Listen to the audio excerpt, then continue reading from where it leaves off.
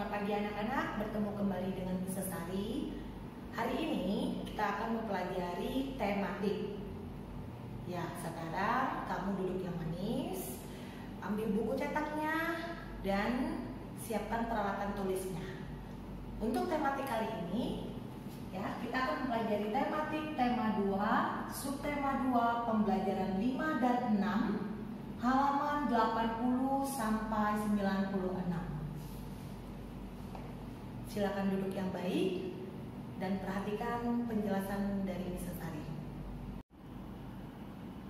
Baik anak-anak, hari ini tematiknya kita akan mempelajari pembelajaran 5 halaman 80. Di sini kita akan melihat ada ayo membaca. Di ayo membaca ini ada percakapan. Ya, kalian simak baik-baik percakapan berikut ini. Lalu nanti kamu akan menjawab beberapa pertanyaan di halaman 81. Ya. Togar hendak mengunjungi Ahmad di rumahnya. Dia telah sampai di depan rumah. Selanjutnya, dia mengetuk pintu dan mengucapkan salam. Ibu Ahmad membukakan pintu rumah. Togar berkata, "Maaf, Ahmad ada, Bu?" Ibu menjawab, "Ada, Nak, silakan masuk." Togar berkata, "Baik, Bu, terima kasih." Lalu kemudian Ahmad pun berkata, "Hai Togar, kita jadi kemana?" Togar menjawab, "Ayo, kita pergi ke pasar murah di kota." Ahmad berkata, "Baiklah, aku pamit ibu dulu ya. Bu, kami pamit mau ke pasar murah." Togar berkata, "Saya juga pamit, Bu." Lalu ibu menjawab, "Kalian tidak minum dulu?" Togar berkata, "Terima kasih, Bu. Kami segera berangkat saja naik sepeda." Ibu menjawab, "Baiklah, hati-hati di jalan, Nak." Togar berkata, "Baik, Bu. Selamat sore." Dan terakhir ibu menjawab, "Selamat sore."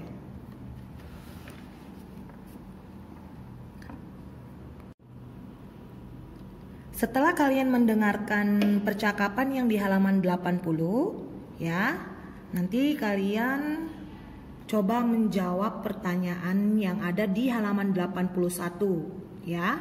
Di sini ada empat pertanyaan, ya. Kalau tidak muat nanti jawabnya di sini, kamu boleh jawabnya di buku tulis saja ya, buku tulis berwarna biru untuk buku tematiknya, ya. Nah, kemudian selanjutnya kita masuk ke ayo berlatih. Di ayo berlatih ini, ya, di sini ada beberapa nama benda. Oke, kita akan ya mencoba melihat beberapa benda di sini dan melihat fungsinya juga. Oke. Di pasar murah ada banyak benda yang dijual. Ada yang berwujud benda padat seperti payung, tas, dan pakaian. Ada yang mengandung benda cair seperti minuman ringan. Ada yang mengandung benda gas seperti balon dan bola karet. Oke, coba kita perhatikan sama-sama gambar yang ada di bawah ini. Lihat, di sini ada namanya balon. Ya, balon itu termasuk benda apa ya anak-anak? Ada yang tahu tidak? Ya, balon itu termasuk benda gas, Miss. Kenapa? Karena ada udara di dalamnya. Begitu, ya. Itu yang dinamakan benda gas. Nah, sedangkan ada fungsinya enggak nih balon? Ada, ya. Tapi fungsinya apa? Fungsinya ini ya mainan, ya. Kita bisa bermain bola, ya kan? Nah, kemudian ada juga yang namanya payung, ya. Benda ini namanya payung. Oke. Nah, kamu nanti satu-satu, ya. Coba kamu sebutin nama beberapa benda yang terdapat di dalam gambar ini. Oke. Nah, kemudian di halaman 82, ya. Kamu nanti di sini, ya, coba tuliskan nama beberapa benda yang tadi. Oke, lalu kemudian tuliskan fungsinya. Nih, contohnya pertama, payung, nama bendanya. Oke, fungsinya apa? Melindungi diri saat hujan dan panas. Oke, nah selanjutnya gambar yang kedua. Kamu lihatnya dari halaman 81 ya, Nak, ya. Oke, jadi kamu coba kerjakan dulu, ya. Nanti tulis di halaman 82. Oke. Nah, selanjutnya di halaman 82 ada ayo membaca nih. Ya, di ayo membaca ini kita akan membaca etika saat bertamu. Nah, bertamu itu maksudnya seperti apa, Miss? Bertamu itu ya maksudnya kita mengunjungin ya orang lain, ya, datang ke rumah orang. Ya, oke. Nah, kalau kita datang ke rumah orang, ya, contohnya kita mau mengunjungi keluarga, mengunjungi nenek, mengunjungi sepupu. Nah, itu ada etika dalam bertamunya, ya kan? Nah, coba kita lihat. Melanie siang itu bersiap-siap untuk mengunjungi Rasti, teman baiknya. Melanie akan membuat tugas yang diberikan oleh Bu Mirna. Bersama Rasti, Melanie akan membahas tentang peraturan-peraturan yang harus dijalankan jika hendak bertamu ke rumah teman. Mereka membahas sejenak dan berselancar di internet. Mereka menemukan dan meringkas satu artikel menarik tentang aturan-aturan bertamu di rumah orang. Oke, nah coba kita lihat artikelnya di halaman 83. Oke, di halaman 83 ini ada beberapa etika pada saat kita bertamu ke rumah orang lain. Oke, nah yang pertama nih, oke, sebelum bertamu kita harus memberitahu orang yang ingin kita kunjungi, ya, bisa melalui telepon, ya, kita bisa melalui telepon, kita telepon, ya, kita beritahu, misalnya kita mau mengunjungi nenek nih, nah kita kasih tahu, ya, kita beritahu nenek kalau kita akan mengunjungi nenek kita, begitu. Nah, setelah kita telepon, kita apa? Berjanji, ya. Berjanji ini kita beritahu maunya kapan nih kita mengunjungi nenek kita. Misalnya kita bilang, "Nek, minggu depan saya akan mengunjungi nenek ya di hari Sabtu tanggal 20. Jadi nenek jangan kemana-mana ya. Nanti saya datang nih ke rumah nenek." Nah, seperti itu, ya. Nah, tapi kalau kita sudah berjanji, kita harus tepat waktu. Kalau bilangnya hari Sabtu, ya kita harus datang Sabtu. Kalaupun kita tidak bisa, misalnya berhalangan nih, tiba-tiba ada urusan lain. Nah, kita juga harus beritahu mereka agar mereka tahu kalau kita tidak jadi datang, ya. Itu. Nah, terus sudah yang ketiganya, bersabar sampai ada yang datang membukakan pintu. Nah, setelah kita buat janji, kita datang nih. Nah, kalau kita datang ke rumah orang, tidak mungkin kita langsung main asal buka pintu. Tidak boleh seperti itu, ya. Kita harus mengetuknya terlebih dahulu. Oke, setelah orang yang ada di rumah itu keluar, oke, nah barulah kita ucapkan salam, ya, mengucap salam itu tandanya kita anak yang sopan, oke. Nah, setelah mengucap salam, oke, yang kelima, sedekat apapun hubungan tamu dengan penghuni rumah, namanya bertamu harus ingat waktu, ya. Kalau misalnya kita mengunjungi rumah teman nih, ya, kalau kita ingin nginap, ya, ingin menginap di rumahnya, kita coba tanya dulu apakah kita boleh nginap atau tidak. Kalau misalnya kita tidak boleh menginap, ya berarti kita tidak boleh memaksakan kehendak kita juga, ya. Kita harus lihat situasinya. Oke, nah setelah itu, selama bertamu, jangan memegang barang apapun, ya, yang ada di rumah itu sebelum mendapat izin. Jadi kalau misalnya kamu mau pegang barang atau misalnya, wah ini cantik sekali, ya kamu harus izin dulu, ya, izin dulu dengan pemilik rumahnya, ya. Nah setelah itu bersikaplah sopan selama bertamu, terutama bila baru berkenalan, ya. Nah setelah itu, bila ternyata di rumah yang dikunjungi itu ada tamu lain yang datang sebelumnya, perkenalkan diri kepada tamu tersebut, ya. Jadi misalnya nih, kamu ke rumah nenek, tiba-tiba nenek itu kedatangan tamu kerabat lain nih, misalnya ada temennya nenek nih yang datang. Nah kamu harus sopan, ya, kamu harus perkenalkan diri, ya, harus jadi anak yang baik. Oke. Nah setelah itu, ketika tamu hendak pamit, mengucapkan salam. Oke. Nah setelah kita bertamu, kita bilang, Nek, saya pulang dulu ya, terima kasih karena saya sudah boleh menginap di rumah nenek hari ini, ya. Jadi bersikaplah sopan, intinya seperti itu ya nak, ya. Oke. Selanjutnya anak-anak, setelah kita mengetahui etika dalam bertamu, ya, kita lanjut di halaman 83 yang ayo mengamati. Di dalam ayo mengamati ini, ya, kita akan mencoba mengamati latihan meliukkan badan. Bagaimana sih Miss gerakan meliukkan badan? Kita akan lihat di halaman 84. Oke, nah di sini ada gambarnya ya, prosedur meliukkan badan. Oke, nah di sini prosedur meliukkan badan ke kanan kalau kita ingin meliukkan badan ke arah kanan. Oke, nah ada prosedurnya, ada langkah-langkahnya. Yang pertama, badannya harus berdiri tegap. Nah seperti ini ya, harus berdiri tegap. Tidak boleh miring kiri miring kanan, harus berdiri tegap. Sikap sempurna. Oke, nah yang kedua, kaki direnggangkan sedikit. Nah baru nih gambar yang kedua, kaki direnggangkan sedikit, ya, jangan terlalu lebar juga. Oke, nah yang ketiga, tangan kiri diangkat ke atas. Nih contohnya seperti ini ya.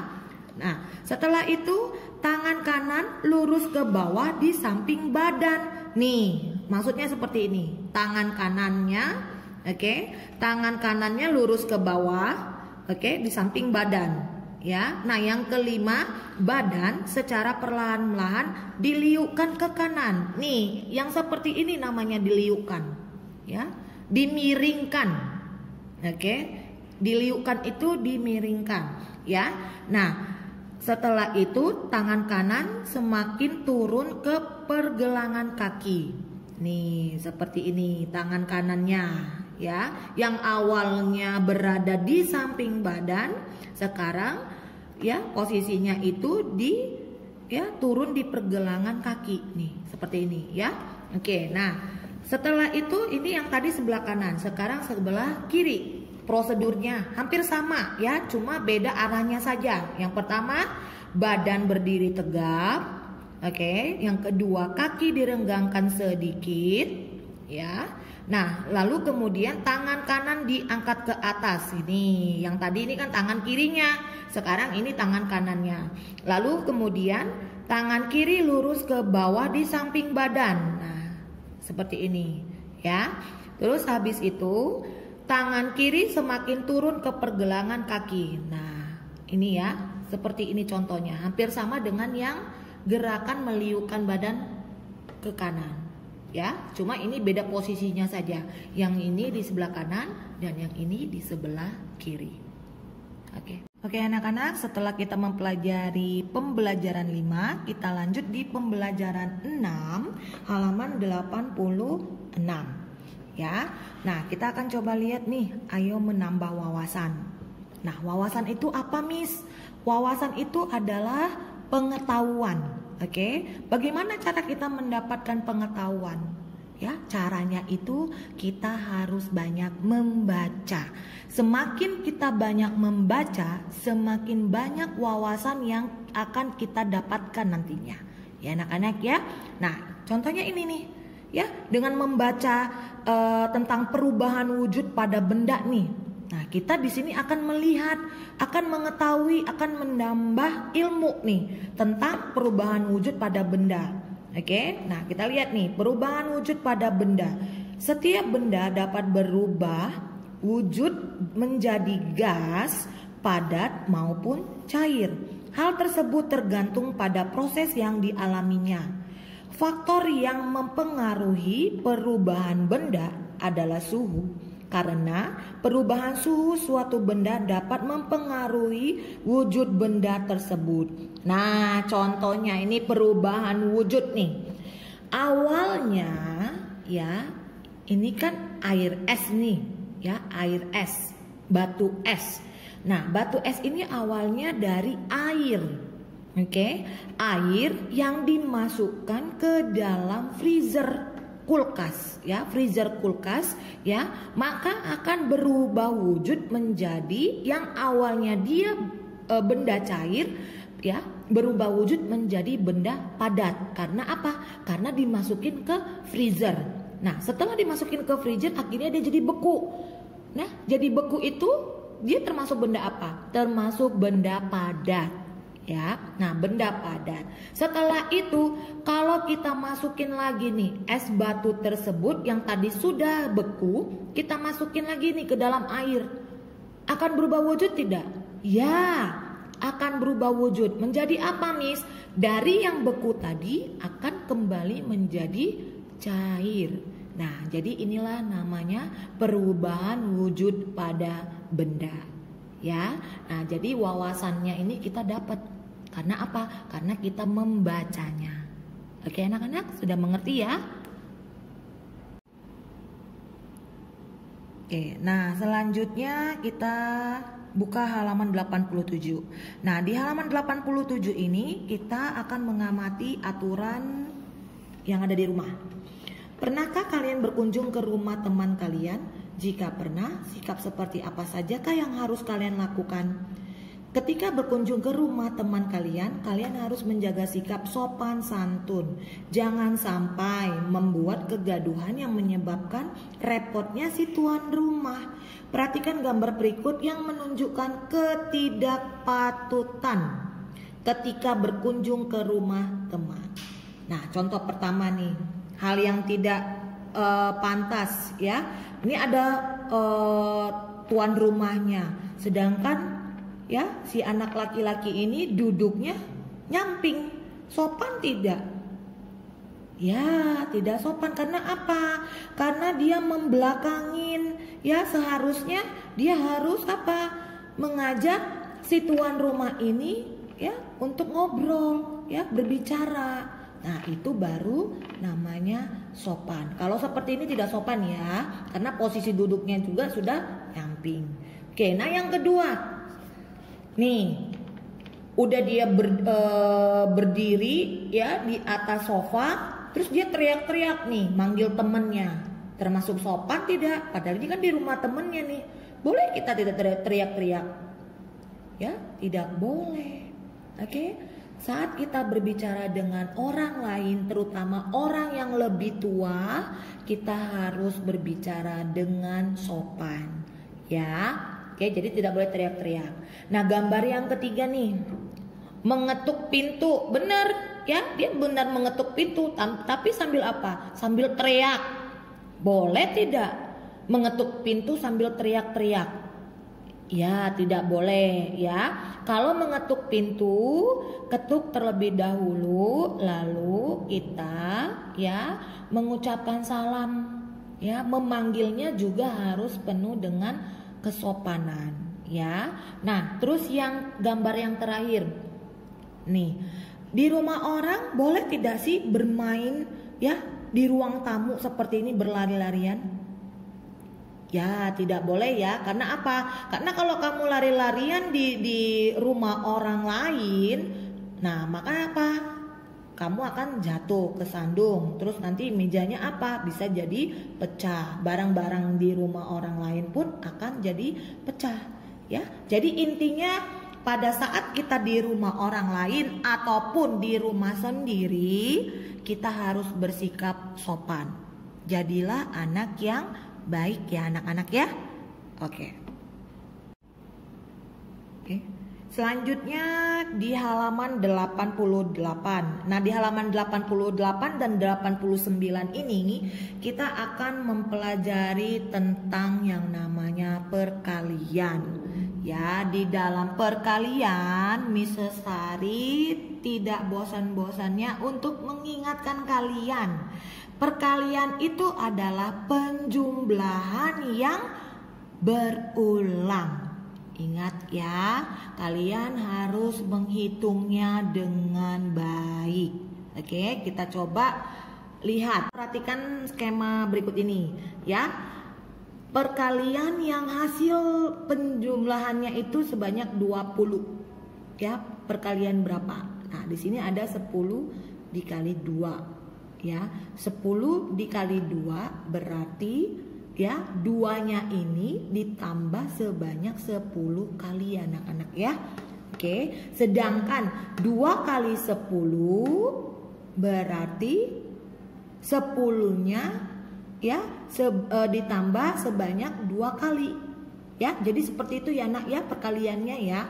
Oke. Nah, ini 10 kali 2, 2 kali 10 hasilnya 20. Ya, selain itu kita lihat contohnya ini 5 dikali 4 ya, 5 dikali 4 ya, atau 4 dikali 5. Oke. Nah, 20 adalah hasil perkalian yang diperoleh dari beberapa cara mengalikan ya. Contohnya itu 10 kali 2 sama dengan 20 atau 2 kali 10 sama dengan 20. Ya, dan ada juga 5 dikali 4 sama dengan 20 atau 4 dikali 5 sama dengan 20. Oke. Nah, untuk selanjutnya ya kamu coba kerjakan. Ya, kamu coba kerjakan yang ini ya, yang di halaman 89 yang bagian bawah sampai ini 90 dan 91.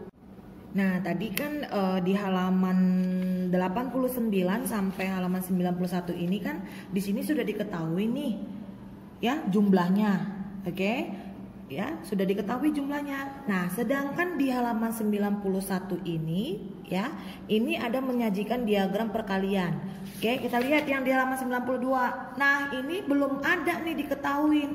Kamu boleh buat sendiri contohnya. Ya, nah Mrs. Sari mau kasih contoh nih perkalian yang hasilnya 16. Kira-kira berapa kali berapa? Ya, berapa kali berapa ini? Misalnya 1 dikali 16 ya, sama dengan atau 16 dikali 1 ya kan? Nah, terus perkalian berapa lagi nih yang hasilnya 16? Ya, bisa ya 2 dikali 8 ya. Nah, terus bisa dibalik nggak? Bisa 8 dikali 2. Oke anak-anak. Nah, ini contoh dari Mrs. Sari. Kamu boleh buat sendiri ya, contoh dengan perkalian yang kamu benar-benar sudah mengerti. Ya, kamu coba buat contohnya yang simple saja, yang sederhana. Oke. Nah, demikian pembelajaran 5 dan 6. Oke, Miss harap kalian sudah mengerti semuanya. Ya, untuk yang di halaman 94 95 sampai 96 ya, kamu nanti coba kerjakan ya, coba berlatih di rumah mengerjakan soal-soalnya. Ya, semakin kamu banyak berlatih mengerjakan soal, kamu akan semakin mengingat, akan mudah mengingat pelajaran dengan baik. Ya anak-anak ya, kalau nantinya kalian tidak mengerti, kalian boleh bertanya kepada wali kelas masing-masing. Ya, Miss harap kalian semua selalu tetap jaga kesehatan di rumah, rajin untuk mencuci tangan. Ya, demikian pembelajaran hari ini. Kita akan bertemu kembali di pertemuan berikutnya. Bye.